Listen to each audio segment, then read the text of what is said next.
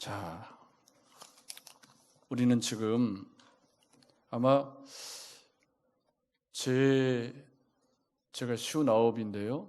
제 59 인생에 이런 교회가 이런 때가 한 번도 없었던 것 같습니다. 여러분도 다 마찬가지시죠? 그 사스, 메르스 다 지나갔지만 이렇게 어려웠던 때는 없었지 않습니까? 맞죠? 네, 공감이 간다. 그러니까 마스크를 쓰고 있으니까 얼굴도 가리고 있고 거기다가 표정까지 없으면 제가 굉장히 조금 그러니까 눈을 가능하면 좀 크게 뜨시고 액션은 좀 크게 이렇게 좀 하시는 게 우리가 피차 좀 힘이 나지 않을까. 그런데 교회는요.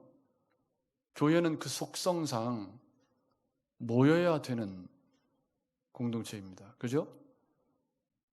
그런데 이 코로나 태초에 신천지라고 하는 집단이 그들은 교회가 아니라 유사기독교 이단인데 세상 사람들이 볼 때는 그 사람들이나 우리나 별 차이 없거든요. 예수님 당시에 유대교와 기독교가 별 차이를 못 느꼈던 것처럼.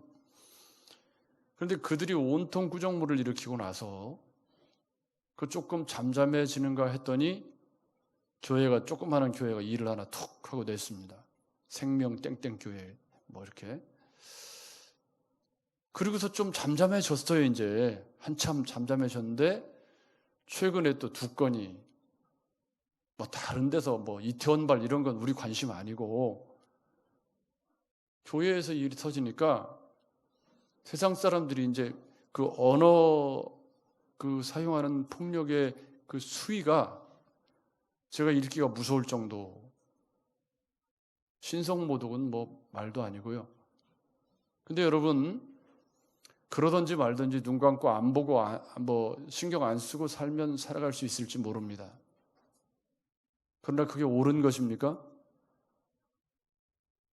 전에 코로나가 처음 창궐해서 신천지가 기승을 부릴 때 전주의 어떤 모 교회는 40일 저녁 기도회를 한 교회가 있습니다. 그것이 과연 잘하는 것인가? 이번 주간에 광주에 사는 어떤 집사님이 수박을 한 덩이 사들고 저를 만나자고 왔습니다. 그래서 만나서 한참 서서 이야기를 나누는 중에 목사님 교회는 어떻게 하고 있어요? 그래서 우리 교회는 이렇게 하고 있고 7주간 예배를 가정주일 예배를 드렸고 거리두기를 잘 실천하면서 하고 있다. 그랬더니 자기네 교회는 점심 식사도 하고 오후 예배도 하고 다 하고 있다고 그래요. 그래서 제가 그게 잘하는 거냐고 지금 물었더니 아니래요. 그러면서 전도하기가 무섭다고. 이분이 그 보험 세일즈를 하는 분인데 사람을 많이 만나는 일을 하는 분이에요. 그러니까 사람들을 만나야 되는데 예수 믿으라고 얘기하기가 무섭다.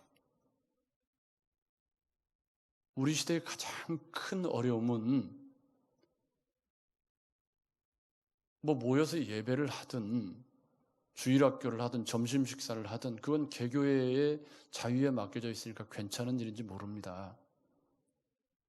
그러나 그로 인해서 전도의 문이 막히고 사람들이 예수 믿는 사람들을 징글징글한 존재로 취급하는 이 사회적인 분위기가 양산된 것에 대한 책임은 코로나 사태가 지나고 나면 반드시 교회로 되돌아올 겁니다. 여러분 동의하시죠? 그래서 우리는 잘 살아야 할 책임이 있다 그 말입니다. 단순히 눈앞에 있는 우리 교회만 생각해서는 안 되고 우리 시대의 기독교에 대한 사람들의 인식이 어떻게 되어가고 있는지를 정신 차리고 보셔야 하고 우리 시대만 살고 끝나는 기독교가 아니고 다음 세대 물려주어야 할 기독교인데 이 지금 코로나 사태로 인해서 교회가 입은 타격은 앞으로 수십 년이 갈 겁니다. 그러면 그런 시대적인 정황 속에 다른 교회 다 그렇게 하는데 우리 교회도 그냥 그렇게 하면 되지 라고 말할 수 있느냐? 여러분 그래서는 안 되는 거죠. 여러분 동의하시죠? 그러니까 남들이 다 그렇게 합니다 라고 말하셔서는 안 됩니다. 의식 있는 그리스도인은 지금 이때 정신줄을 잘 붙잡으셔야 하고, 세상의 빛과 소금이 된다는 것이 무엇이어야 한다라고 하는 것에 대한 명철한 분석을 하고 그런 분별력을 가지고 행동해야 될 줄로 믿습니다. 오늘 살펴볼 하박국이라고 하는 인물, 저는 지금 이 코로나라고 하는 시대적인 정황 속에 제 온통 모든 관심은 믿음으로 산다는 게 뭐냐, 이 코로나 시대 속에 성도가 믿음으로 산다는 것이 어떤 모습이어야 하는가, 목회자로서의 관심은 거기에 있습니다. 그래서 그런 말씀들을 찾아서 지금 우리가 함께 살펴가고 있습니다. 이 시기가 더 길어진다면 물론 다시 본문으로 돌아가겠지만, 아무튼 이런 시대적인 정황 속에 믿음으로 산다는 것이 어떤 모습이어야 하는가 하는 고민을 함께 해보시면서 오늘 말씀을 생각해 보았으면 좋겠습니다. 하박국이라고 하는 인물은요, 뒤에 그 4장에 보면 시기온 옷에 맞춘 노래, 이 음악 용어입니다. 그리고 맨 끝에 4장 뒤에 보면은 이 노래는 지휘하는 사람을 위하여 내 수금에 맞춘 것이니라. 그러니까 내 수금이라고 하는 것은 이분이 연주하는 분이라는 뜻이죠. 아마 그래서 이분은 레위인 가운데 성전에서 수금을 연주했던 성가 대원이나 지휘자가 아닐까, 그렇게 보는 거예요. 하박국 선지자의 직업이. 그런데 이분이 살았던 시대가 언제냐면, 여기 1장에 보면 갈대아 사람을 들어서 심판하신다고 하나님이 말씀하시거든요. 그러면 갈대아 사람을 들어서 심판할 때는 언제냐면 주전 586년이에요. 그러면 이 하박국 선지자가 살았던 시대는 갈대아 사람을 들어서 심판하시는 그 시대 어느쯤이 되겠다라고 유추를 해볼 수가 있죠.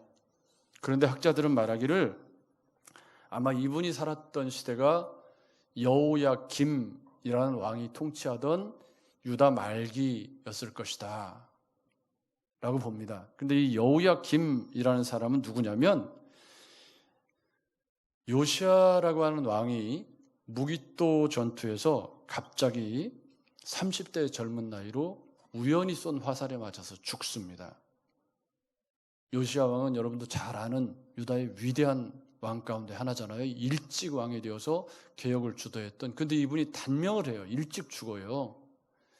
그때 이제 애굽의 바로느고가 요시야 왕이 죽으니까 요시야의 뒤를 이어 여호아하스가 왕이 되는데, 그때 애굽의 바로느고가 유다의 왕정에 간섭을 하기 시작합니다. 그래서 여호아하스를 폐위시키고 포로로 잡아가고 요시야의 아들인 엘리야김, 뒤에 김가가 붙어 있어서 엘리야김 아니고 그냥 이름이 엘리야김이에요. 그런데 이 엘리야김을 여호야김이라고 이름을 고쳐서 왕으로 임명을 하게 됩니다. 하박국이 살았던, 이분이 11년을 통치하는데 하박국이 살았던 시대는 바로 이 여호야김이 통치하던 그런 시대. 그 뒤에 이제 여호야김 다음에 여호아하스 시드기야로 가기 때문에 유다 멸망 11년, 그러니까 22년 전인 겁니다.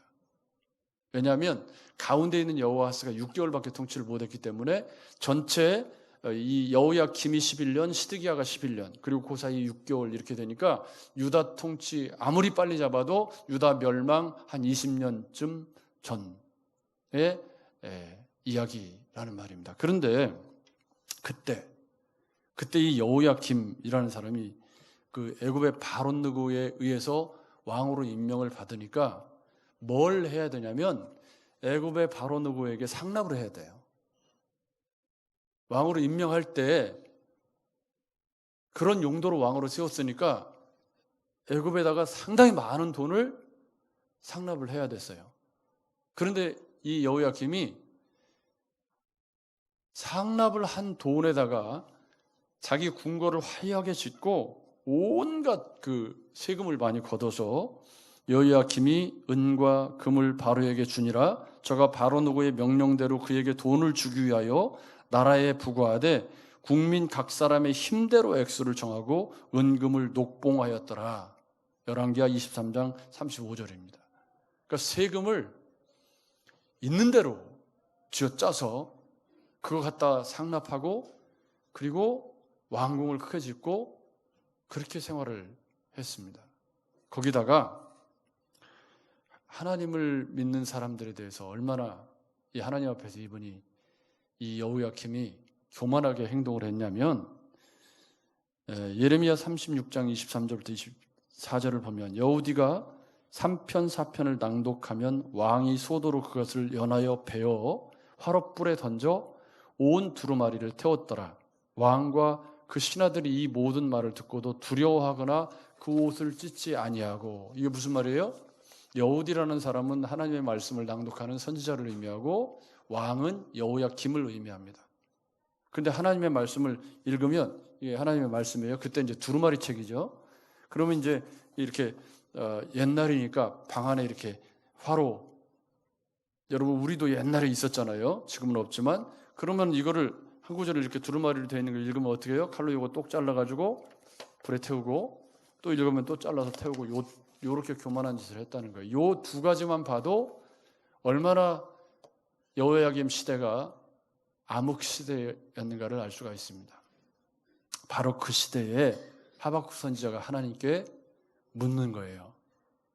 하나님, 어찌하여 어느 때까지 이런 교만과 패역이 난무한, 강포가 난무한 세상을 그냥 놓고 보시렵니까?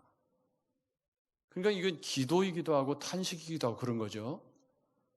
여러분, 지금 코로나 시대를 살면서 고개들 저를 보십시오. 우리가 기도해야 될 때가 맞죠? 여러분 맞죠?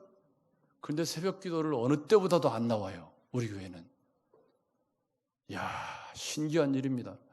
기도해야 될 때가 맞는 것 같긴 한데 역설적이게도 기도는 안 해. 왜 그렇게 됐냐면요. 코로나 사태가 발발하자마자 제일 먼저 중단한 게 새벽 기도 수요예배였거든요. 그게 계속 이어져 오고 있어요. 그 분위기가.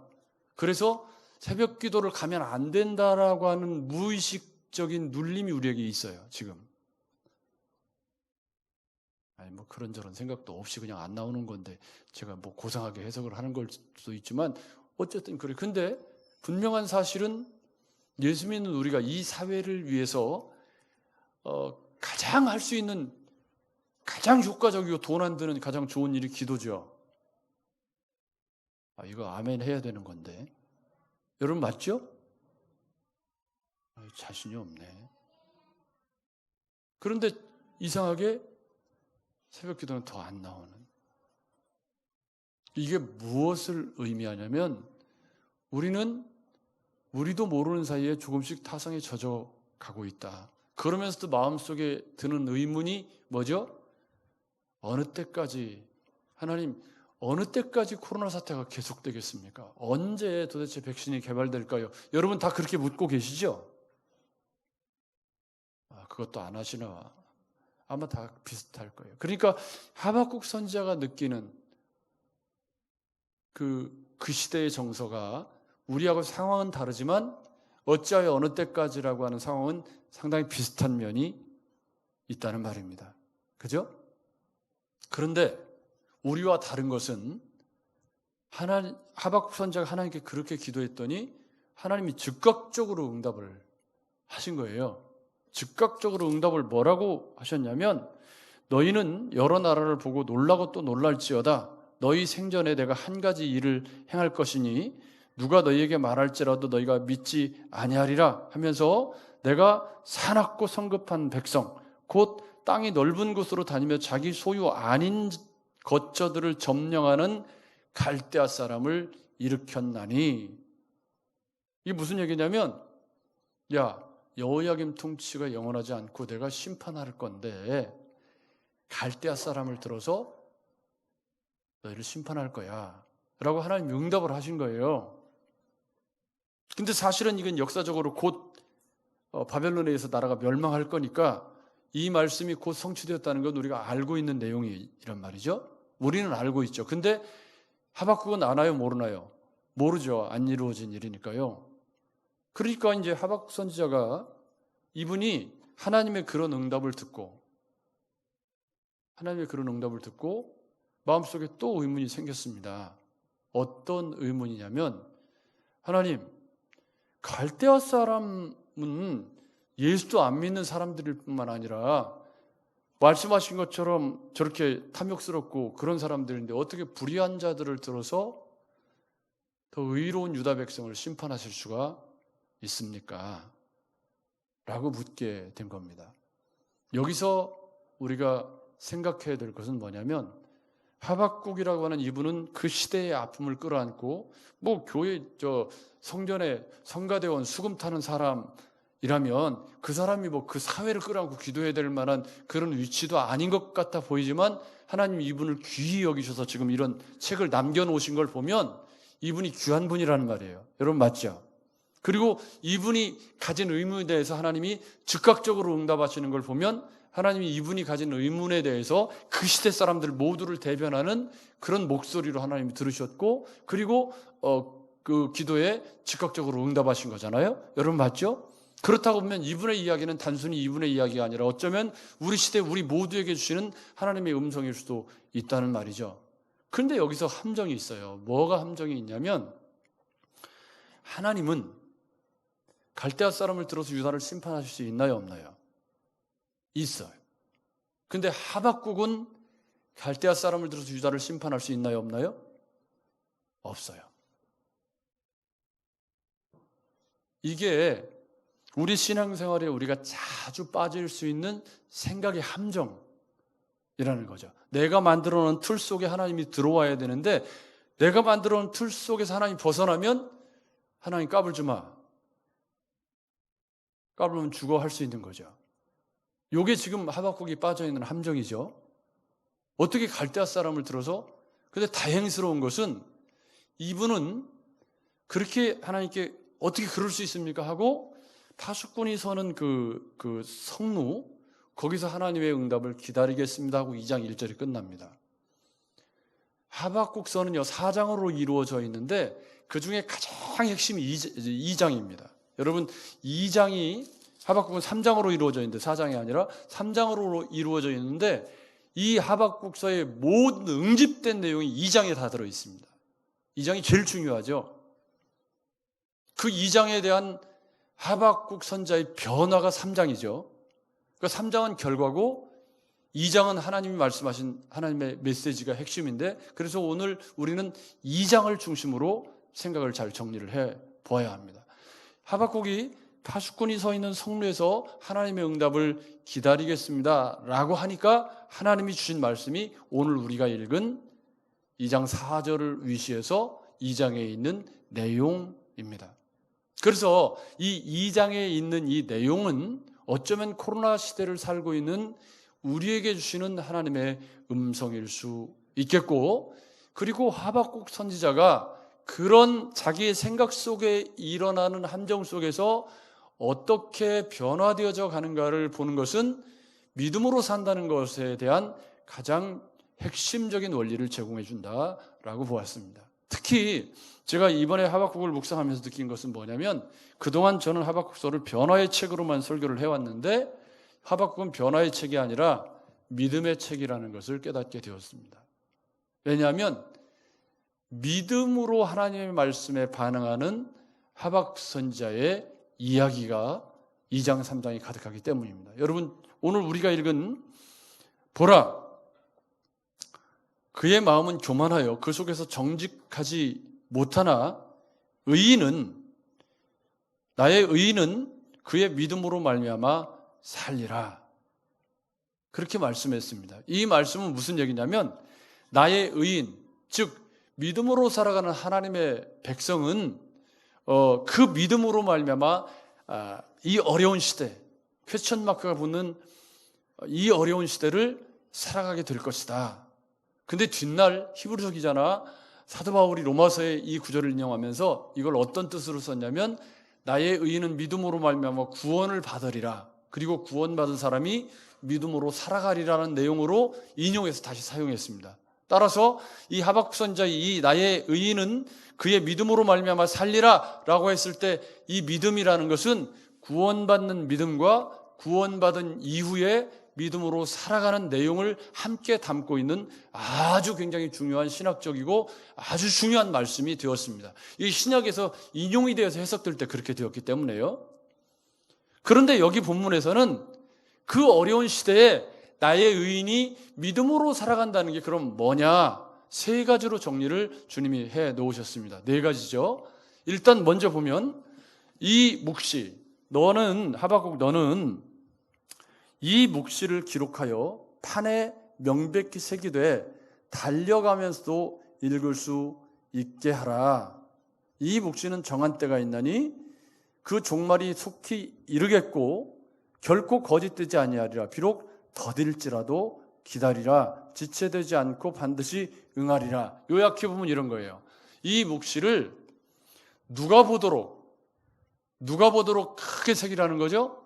하박국 선지자가 볼 수 있도록 마음판에다가 큰 간판을 세워놓고 이 묵시의 말씀을 달려가면서도 볼 수 있게 크게 이렇게 말씀을 새겨라. 근데 그 내용이 뭐냐 하니까 첫째는 정한 때가 있다. 지체되지 않고 속히 이를 것이다. 그런데 역설적이게도 더딜지라도 기다리라. 그럽니다. 이게 무슨 말이에요? 이게 말이 안 맞잖아요. 정한 때가 있다, 첫째. 그러니까 하나님의 통치, 하나님이 하시는 일에는 정한 때가 있다. 아멘. 아멘.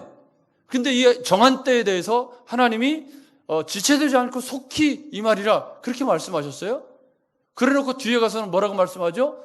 더딜지라도 기다려라 그럽니다. 그러면 속히라고 말씀을 하시지 말던가 더딜지라도 기다리라는 말씀을 하시지 말던가 둘 중에 하나를 해야지. 이게 무슨 말인가요? 이게 신앙생활의 역설입니다. 믿음으로 산다는 것은 하나님께서 하나님의 시간이 하루가 1000년 같고 1000년이 하루 같다는 것을 아멘! 믿음으로 받아들이는 것입니다. 여러분 맞죠? 그런데 하나님의 시간으로 볼 때는 금방 하나님께서 갈대아 사람을 들어서 심판하실 것이지만 그러나 하박국의 입장에서는 하루하루가 징글징글할 수 있는 거죠. 여러분 맞죠? 지금 하루가 1000년 같고 1000년이 하루 같은 우리 하나님에게는 우리가 지금 2월달부터 겪고 있는 6월달까지 이 코로나 사태가 4개월인데 이 4개월의 시간이 우리에게는 억만 년처럼 길어요. 여러분 길죠? 탁구장에서 터져가지고 큰일 났어요. 다음 주부터 탁구도 못 칠란가 봐. 야, 정말. 그러면 하루가 굉장히 길어요. 뭘 할 수가 없으니까요. 저는 개인적으로 이 코로나 사태 기간에 밖으로 나가는 것을 일체 금해서 여행은 물론이고 체육대회는 물론이고 사진 찍는 것까지 완전히 중단하고 그냥 요 일대만 뱅뱅 돌면서 이렇게 살고 있습니다. 그것이 목회자로서 내가 지켜야 될 룰이라고 생각을 하고 스스로 그것을 지키기 위해서 유일하게 제가 하고 있는 것이 아침에 새벽기도 마치고 운동하는 거였는데 그것도 지금 위기에 처하게 되었습니다. 그러니까 첫 번째 믿음으로 산다는 건 뭐냐? 내 시간과 하나님의 시간이 다르다는 거예요. 지금 정한 때가 있다. 지체되지 않고 속히 말이라 더딜지라도 기다리라. 이 말은 무슨 얘기예요? 하나님으로 볼 때는 지체되지 않고 속히 임하는 것이지만 내가 볼 때는 더딜 수도 있어요. 이게 신앙생활이죠. 여러분 동의하시죠? 이게 신앙생활이에요. 그러면서 하나님 뭐라고 말씀하시냐면 2장 14절에 이렇게 말씀하십니다. 이는 물이 바다를 덮음같이 여호와의 영광을 인정하는 것이 세상에 가득함이니라. 이게 무슨 얘기냐면 앞에 피로 성읍을 건설하며 민족들이 불탈 것으로 수고하는 것과 나라들이 헛된 일로 피곤하게 되는 것이 만군의 여호와께로 말미암음이 아니냐. 이런 하나님의 통치가 이런 하나님의 통치가 물이 바다를 덮음같이 온 세상에 가득한 그날을 보게 될 것이다, 그런 얘기예요. 근데 이 말씀은 사실은 많은 해석적인 내용이 필요합니다만은 이게 구약의 관점에서 보면 예수님이 이 땅에 오시는 초림을 의미하고, 오늘 우리의 관점으로 보면 물이 바다 덮음같이 여호와의 영광이 온 세상에 가득한 나라는 주님이 재림하셔야 온전히 이루어지는 나라입니다. 구약의 몇 군데를 제가 찾아서 조금 복잡하더라도 제가 설명을 해드리겠습니다. 이사야 11장 9절에 보면 나의 거룩한 산 모든 곳에서 해됨도 없고 상함도 없을 것이니 이는 물이 바다를 덮음같이 여호와를 아는 지식이 세상에 충만할 것임이니라. 아멘. 똑같은 말이 나오죠, 여기. 똑같은 말이 나옵니다. 그런데 여기서 거룩한 산은 어디냐면 예루살렘을 의미합니다. 그런데 그것이 후반부의 세상과 병행해서 이 거룩한 산은 하나님에 의해서 구속되고 새로워진 세계를 의미하는 말로 이사야서가 인용을 하고 있습니다. 그런데 문맥에서 볼 때 여기서 말하는 거룩한 산은 영원한 하나님 나라를 염두에 두고 있다는 말이죠. 그러니까 구약에서는 이런 거예요. 이렇게 산봉우리가 이렇게 두 개가 있는데 이 앞쪽에서 보니까 앞봉우리밖에 안 보이기 때문에 뒤쪽에 봉우리에 있는 얘기를 하면서도 앞봉우리 얘기를 하고 있는 거란 말이죠. 근데 사실은 하나님의 성령 받은 그 하나님의 성령이 이 뒷봉우리, 주님의 재림까지를 이야기하는 말들을 초림과 연결해서 구약에서는 같이 붙여서 얘기를 하고 있기 때문에 사실은 주님의 초림을 이야기하고 있는 것처럼 보이지만 구약에는 재림을 이야기하고 있는 내용들이 의외로 많은데 그 중에 하나가 바로 물이 바다를 덮음같이 여호와의 영광을 인정하는 것이 온 세상이 가득한 나라는 초림으로 이루어졌나요? 안 이루어졌나요? 안 이루어졌어요. 지금도 여호와의 영광을 인정하는 것이 세상에 가득하지 않습니다. 오히려 예수 믿는 사람을 욕하고 하나님을 욕하는 사람들이 지금 그 어느 때보다도 많고, 미국에 하는 작태를 보면 하나님을 믿는 나라가 더 부끄러움이 되고 있는 그런 사태고, 또 미국 대통령이 예배하러 가고 하는 그런 모습들이 욕지거리가 되고 있는 그런 시대에 우리가 살고 있기 때문에 하나님의 영광이 가득한 것이 아니라 지금은 코로나가 온 세상에 가득한 세계에 살고 있죠. 그럼 예수님 초림하셔서 지금 2000년이 훌쩍 지나갔는데 아직도 그러고 있잖아요. 그러니까 이 말씀은 언제 이루어지는 거죠? 재림 때 이루어질 일이죠. 따라서 하나님은 지금 하박국에 뭐라고 말씀하시냐면 나의 의인은 믿음으로 말미암아 살리라. 믿음으로 산다는 것은 지금 초림도 안 했어요, 아직. 여러분 맞죠? 초림도 아직 안 됐거든요. 그런 하박국에게 물이 바다 덮음같이 여호와의 영광을 인정하는 것이 온 세상에 가득한 것을 네가 보게 될 거예요. 하박국이 어떻게 봐요? 주님 재림을 못 보잖아요. 그런데 그 말씀을 하시면서 하나님의 계획의 먼 이야기를 지금 이렇게 커튼을 열어서 보여주신 것입니다. 나는 계획이 있어. 정한 때가 있고 이 묵시가 속히 이를 건데 너 더딜지라도 기다려. 그러면서 가까이는 갈대아 사람을 들어서 심판하시고 그 갈대아 사람을 또 심판하신다는 말씀을 하시면서 하나님이 그리고 있는 이 더딜지라도 믿음으로 살아가는 이 성도가 궁극적으로 지향해야 할 것은 물이 바다 덮음같이 여호와의 영광을 인정하는 것이 가득한 세상이 올 때까지 믿음으로 살아야 된다. 아멘. 아멘. 그 얘기를 지금 하시는 거예요. 이걸 하박국이 얼마나 이해했는지 알 수 없지만, 그러나 하박국 선지자가 3장에 보여주고 있는 것은 그런 하나님의 말씀에 대해서 믿음으로 아멘 하고 있는 것이 3장이기 때문에 우리는 이런 원대한 하나님의 계획의 커튼을 이렇게 열어서 하박국에 하나님이 응답으로 들려주셨을 때 하박국이 이 말씀을 온 마음과 인격을 다해 믿음으로 반응하고 있는 것을 주의해서 보아야 합니다. 그래서 믿음으로 산다는 것은 히브리서 기자가 믿음은 바라는 것들의 실상이요 보이지 않는 것들의 뭐라고요? 증거다. 그랬잖아요. 그게 뭐죠? 바라는 것들의 실상. 바라는 것이 뭐예요? 여기 물이 바다 덮음같이 여호와의 영광을 인정하는 것이 온 세상에 가득한 주님의 재림이잖아요. 여러분 맞죠? 영원한 천국. 바라는 것이에요. 근데 그 바라는 것을 이루어진 일이에요? 이루어질 일이에요? 이루어질 일이에요. 앞으로 이루어지지 않았어요. 근데 그것을 지금 이루어진 일로 바라는 것들의 실상으로 살아가는 것이 믿음이 하는 일. 그게 믿음으로 산다는 거죠. 여러분, 우리 시대에 코로나로 인해서 정말 우리가 많은 행동의 제약을 받고 또 잠잠해질만 하면 또 터지고 또 터지고, 물론 전라북도는 아무 일도 없습니다. 무주 진안 장수? 그쪽 동네는 아무 상관도 없어요. 그죠? 저쪽 부안 정읍 상관 있나요 없나요? 아무 상관. 전주는 그래도 도시라 좀 그런다 쳐요. 지금 어디만 시끄러워요? 서울, 인천, 경기. 그 동네만 시끄러워요. 아래쪽에 광주 다 잠잠해 다. 그럼 온통 시끄러운 게 서울, 경기, 인천인데 그러면 우리는 상관이 없는 건가요? 어떻게 상관이 없어요? 우리도 예수 믿는 사람인데, 교회에서 터졌다는데. 그 사람들이 부흥사인지 신집회를 했는지 그런 건 중요하지 않아요. 그 사람들이 그게 중요해요? 안 중요해요. 세상 사람들한테 그게 하나도 안 중요해요. 그 사람들에게는 뭐가 문제죠? 교회가 그 짓을 했다. 교회가 전염병이 창궐하는데 어머니 짓을 하고 있다. 그게 중요한 거지. 다른 게 뭐가 중요해요? 하나도 안 중요해요. 그래서 복음의 길이 막히고. 그러면 전주는 인천에서 터졌으니까 상관이 없어요? 아니잖아요, 여러분. 서울에서 터졌으니까 전주에 있는 예수 믿는 사람은 상관이 없나요? 아니잖아요.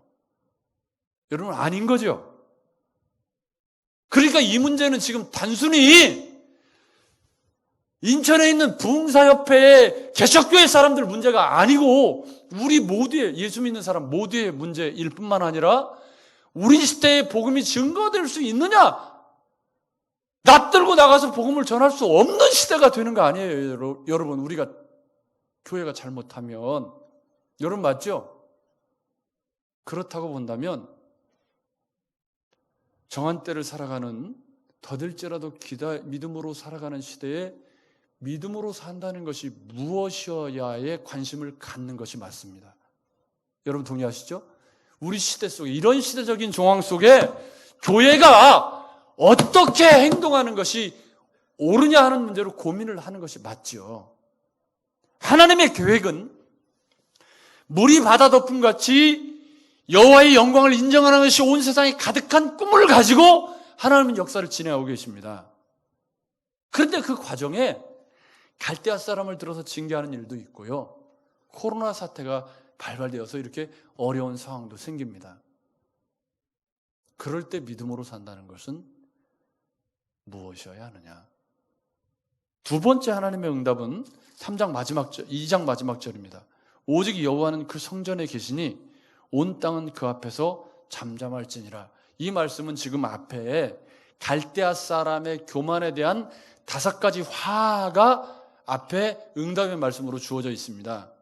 그래서 하나님 뭐라고 말씀하신 거냐면, 야, 갈대아 사람을 들어서 심판한다고 하니까 너 그것 갖고 흥분하고 그러는데, 그 갈대아 사람은 하나님의 심판의 도구임에도 불구하고 교만하고 잘못되게 행동했기 때문에 그들 또한 심판을 면할 수 없다라는 말씀을 5가지 화 있을진저라고 이야기를 했습니다. 그 중에 우리가 주목해서 볼 만한 것이 민족들이 불탈 것으로 수고하는 것과 나라들이 헛된 일로 피곤하게 되는 것이 만군의 여호와께로 말미암음이 아니냐! 그렇게 말씀하셨다 이 말이에요. 이게 무슨 말이죠? 세상을 통치하시는 분이 누구다? 하나님이다라는 거예요. 그러면 이 코로나 사태의 통치자도 하나님이신 것이 맞는데, 그러면 하나님 왜 이 코로나를 우리 시대에 이렇게, 우리 인생에, 아마 지금 우리 김기학 집사님도 처음 겪는 일이실 거예요. 94년 3년 살아오시면서 처음 겪으시는 일이죠. 이런 일. 너무 오래 사니까 별꼴을 다 본다고 그렇게 말씀하실 수도 있는 기막힌 일입니다.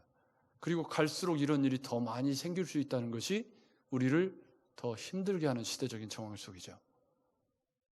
그런데 20절 말씀 뭐라고 말씀하시는 거냐면, 여호와는 그 성전에 계시니, 이 말은 무슨 얘기냐면 하나님은 어저께나 오늘이나 변함없이 자리를 지키고 있다. 할렐루야. 여호와는 그 성전에 계시니, 이 말은 무슨 얘기냐면 하나님은 변함이 없다. 너희가 느끼는 세상은 달라져 있지만, 너희가 느끼는 세상은 불의하고 강포가 창궐하고 있지만, 하나님 분명한 계획과 정한 때의 소망을 가지고 당신의 역사를 주관하고 있을 뿐만 아니라 여호와는 성전에 계시니 온 땅은 잠잠할지어다. 이게 무슨 말이에요? 하나님이 살아계셔서 통치하고 계시니 너희는 잠잠해라, 그런 말입니다. 무슨 얘기냐면, 불합리해 보이는, 하박국 선지자가 볼 때 불합리해 보이는 그런 세상도 하나님이 하늘을 성전에 지금 살아계시고, 그리고 뭐 하고 있다고요? 통치하고 계시니 온 세상은 잠잠할지어다, 그런 말입니다. 여러분, 우리가 불탈 것으로 수고하는 것과 헛된 일로 피곤한 인생을 살지 않아야 합니다. 여러분 동의하십니까? 이게 세상이 하는 일이에요. 근데 우리 예수 믿는 사람이 다른 가치로 살아야 되는데, 하박국에 하나님 뭐라고 응답을 주신 거냐면, 야, 믿음으로 산다는 건 이런 거야. 정한 때가 있어. 범사의 기한과 때가 있으니까 좀 기다려라. 더딜지라도 기다려요. 그렇지만 하나님이 속히 이루실 거니까 좀만 기다려. 그러면서 주신 게 물이 바다덮음 같이 여호와의 영광을 인정하는 것이 온 세상에 가득하게 된 세상을 꿈꾸시는데, 그게 언제 이루어지는 거죠? 아직도 안 이루어진 일이에요. 그러면 믿음으로 살아야 될 기간이 언제까지죠? 물이 바다덮음 같이 여호와의 영광을 인정하는 그때까지 믿음으로 살아야 돼요. 아멘. 그런데 그 세상, 그 물이 바다덮음 같이 여호와의 영광을 인정하는 그 여정에 별의별 일들이 다 일어나요. 그때 가져야 할 믿음이 뭐예요? 20절입니다. 같이 읽어보겠습니다. 시작. 오직 여호와는 그 성전에 계시니 온 땅은 그 앞에서 잠잠할지니라. 아멘. 하나님이 통치하시고 있다는 것을 믿어라. 그랬더니 3장 1, 2절에 하박국이 뭐라고 하나님께 찬양했죠?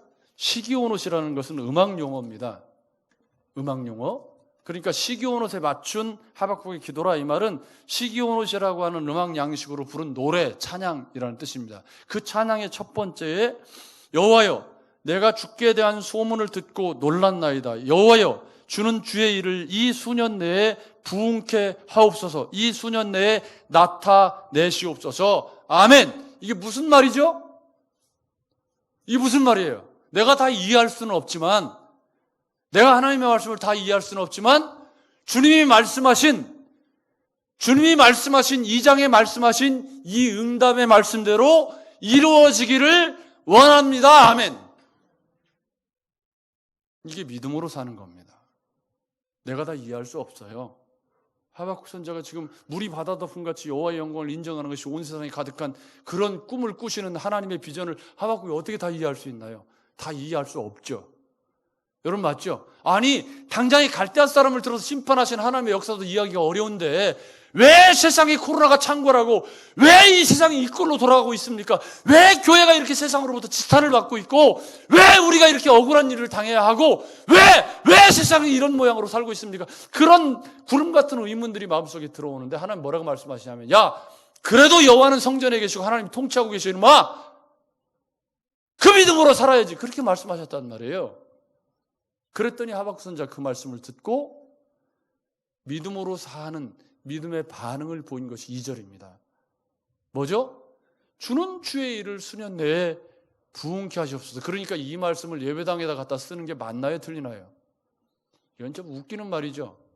주는 주의 일을 수년 내에 부응케 하시옵소서. 이 말은 갈대아 사람을 들어서 가까운 것은 갈대아 사람을 들어서 심판하시는 일이고, 가까이로는, 그죠? 멀리로는 뭐예요? 물이 바다덮음 같이 여호와의 영광을 인정하는 것이 온 세상에 가득한 세상을 보는 그 주의 일을 수년 내에 주님 뜻대로 이루어 주시옵소서. 그런 뜻이잖아요, 이 말씀이. 지금 여러분 맞죠? 그게 믿음으로, 나의 의인은 믿음으로 말미암아 살리라.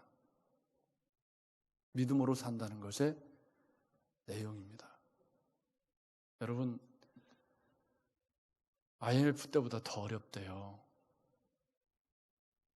국가에서 돈을 막 풀어줘가지고, 재난지원금 받아서 우리가 폼나게 쓰기도 하고, 성형외과도 가고, 참, 그런데 쓰라고 준 돈은 아닌 것 같은데, 아무튼 뭐 그러기도 했잖아요. 국가부채는 올라가고. 아무튼 어렵다. 뭐가 어려운 건지 모르겠지만 아무튼 어렵잖아요. 그런데 하박국 선지자는 내가 다 이해할 수 없는 그런 하나님의 응답에 대해서 온 마음과 인격을 다해 아멘 하면서 뭐라고 하는 거예요? 주는 주의 일을 수년 내에 부응케 하옵소서. 이게 믿음으로 살아가리라. 믿음으로 사는 사람이 말씀 앞에 보이는 반응. 아멘.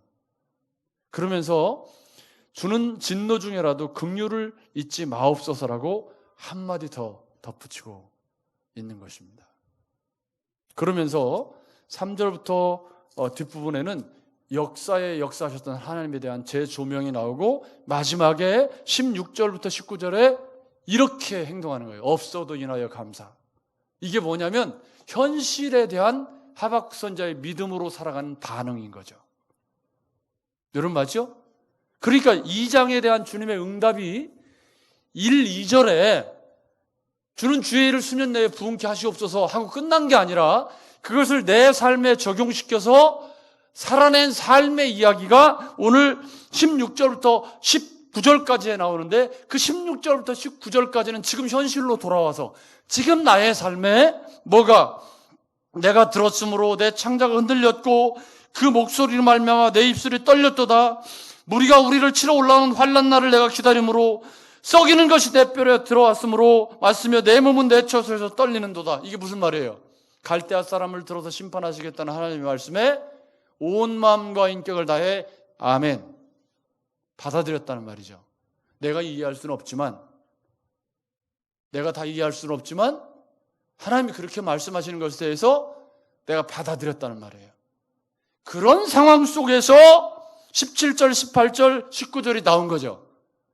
내가 이해할 수 없는 상황, 그런 현실 속에서 하나님이 통치하신다는 믿음, 주는 성전에 계시니 온천하는 잠잠할지어다 말씀하시는 그 말씀을 온 마음과 인격을 다해 아멘! 하고 나서 다시 현실로 돌아와서 뭐라고 말하는 거예요? 폐역과 강포한 세상 속에 여호야김 통치에 폐역이 가득한 세상 속에 나는 무화과 나무가 무성치 못하며 포도나무에 열매가 없으며 감람나무에 소출이 없으며 밭에 먹을 것이 없으며 우리의 양이 없으며 외양간에 소가 없을지라도 나는 여호와로 말미암아 즐거워하며 나의 구원의 하나님으로 말미암아 기뻐하리로다. 이게 믿음으로 산다는 거죠. 여러분 본문을 보면 뭐가 바뀐 거죠? 관점이 바뀐 거예요. 믿음으로 산다는 건 생각이, 시대를 바라보는 생각이 하나님의 통치에 대한, 하나님의 실존에 대한 하박국의 믿음이 자란 거예요. 그래서 자란 믿음으로 보니까 비록 현실에 여호야김 통치에 정말 많이 고열을 다 빨아가고 그래서 없고 없는 것이 많지만 그렇지만 하나님이 살아계시구나, 하나님이 통치하고 있구나 하는 믿음의 관점으로 보니까 나는 여호와로 말미암아 즐거워할 수 있겠다. 그렇게 바뀐 거예요. 이게 믿음으로 사는 거죠. 이게 여러분 동의하십니까? 여러분 우리 시대에 믿음으로 산다는 게 뭘까요? 주는 나의 힘이시라 나의 발을 사슴과 같게 하사 나를 나의 높은 곳으로 다니게 하시리로다. 이루어진 일 아닙니다. 그러나 그렇게 될 줄로 믿고 오늘 이 어려운 시기를 그 믿음으로 기쁘고 감사하게 살아내는 거죠. 그게 믿음으로 사는 것입니다. 사랑하는 여러분, 우리 시대에 믿음으로 산다는 건 그리스도인 우리가 이 전염병이라고 하는 특수한 상황 속에 교회는 모여야 살 수 있지만 그러나 최소한의 모임을 하면서 교회의 생명력을 유지하고 붙어서 분반 공부를 하고 붙어서 뭘 해야 되는 것들을 자제하는 것, 우리 시대에 합당한 믿음이라고 저는 확신합니다. 그것은 교회가 세상에 덕을 끼치는 한 길이기 때문입니다. 그래서 당에는 무교한으로 주일 예배만 하는 그런 모임으로 무기한 연장을 결정을 하게 되었는데 그 결정의 배후에는 물론 당장의 주일학교를 재개해도 문제가 될 이유가 없습니다. 뭐 하면 하는 거죠. 뭐 아니 뭐 점심 식사 하면 뭐 한다고 해서 뭐 무슨 일이 있습니까? 그러나 오늘만 살고 교회가 끝나는 것 아니고 우리 교회가 그렇게 한다고 하는 것이 아무런 영향력이 없을 수도 있고 우리같이 조그마한 교회가 뭐 그렇게 한다고 해서 세상에 무슨 영향을 줄 수 있겠습니까? 많은. 그러나 우리는 우리가 가진 믿음에 합당하게 결정하고 살아내는 것이 옳습니다. 여러분 동의하십니까? 아침에도 주일학교를 재개하는 것이 어떻습니까? 라고 물어오는 교사들의 이야기를 제가 들었습니다. 만약에 안 믿는 부모가 우리 교회에 아이를 보내는 부모가 있는데 우리가 주일학교를 재개한다는 말을 들었을 때 그동안 우리가 지켜온 것들을 어떻게 생각할까? 제가 질문했습니다. 그랬더니 그건 굉장히 어려운 일이네요. 제가 감사하게 여기는 건 이런 상황 속에서 우리 믿는 가정에 우리 김민영 집사님이나 전은일 집사님이나 우리 양인수 집사님이나 우리 또 강창현 집사님 내 우리 중고등부, 유초등부 아이들은 어렵지만 말씀이 귀에 들어오지도 않겠지만 애들이 여기 와서 예배를 드리고 있습니다. 그리고 부모가 신앙으로 잘 양육을 하겠죠.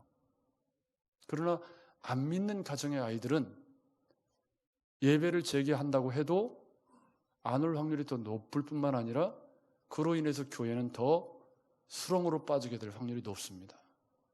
서두를 일이 아니라는 말이죠. 조급해 할 일도 아니고요. 여러분, 우리 시대는 참 혼란스럽습니다. 믿음으로 산다는 것이 혼란스럽고 교회들이 다 속에 오른 대로 행동을 하기 때문에 굉장히 결정이 어렵습니다. 그러나 우리의 기준은 선명합니다. 교회는 세상의 빛과 소금이 되어야 합니다. 그리고 우리 시대에는 그것이 모이는 교회의 모습을 어떻게 간직하느냐와 연결되어져 있습니다. 여러분 그걸 부인할 수 없죠? 우리는 그것을 잘 지켜내므로 말미암아 누가 뭐라고 하든 우리 어울림교회가 가진 그런 믿음과 신앙의 가치를 지켜나가야 할 책임이 우리에게 있다고 믿습니다. 여러분 어렵더라도 이 어려운 시기를 하박국 선지자가 그 시대를 바라보며 근심했던 것처럼 우리도 우리 시대를 끌어안고 근심하며 기도하고 그리고 하박국 선지자가 믿음으로 찬양했던 것처럼 어려운 시대에 믿음으로 살아내시는 일에 저와 여러분이 승리하셔야 될 줄로 믿습니다.